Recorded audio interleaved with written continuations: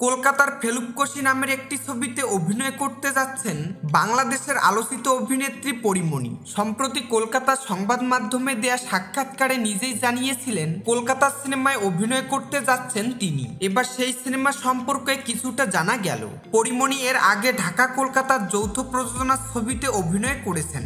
এবার পুরোপুরি কলকাতার প্রযোজনা প্রতিষ্ঠানের অর্থায়নে তৈরি ছবিতে অভিনয় করতে যাচ্ছেন তিনি। ফেলুক্কোশি ছবিটি পরিচালনা করবেন দেবরাজ সিনহা। ২৬ মার্চ থেকে কলকাতার লোকেশনে ছবিটির শুটিং শুরুর কথা রয়েছে। কলকাতার ছবিতে কাজের সুযোগ কিভাবে হয়েছে জানতে চাইলে পরীমণি জানান, গত বছর আনন্দবাজার পত্রিকা তাকে বাংলাদেশের সেরা অভিনেত্রীর পুরস্কার দেয়। সেই পুরস্কার সশরীরে গ্রহণ করতে সেখানে গিয়েছিলেন তিনি। তখনই সিনেমায় কাজের ব্যাপারে আলোচনা হয়। ফেলুক্কোশি সিনেমার গল্প নিয়ে এখনই কিছু বলতে চাইছেন না পরীমণি। তবে এই অভিনেত্রী জানিয়েছেন এটি থ্রিলার গল্পের ছবি। ছবিতে পরীমণির চরিত্রের নাম লাবণ্য, রহস্যময় এক চরিত্র।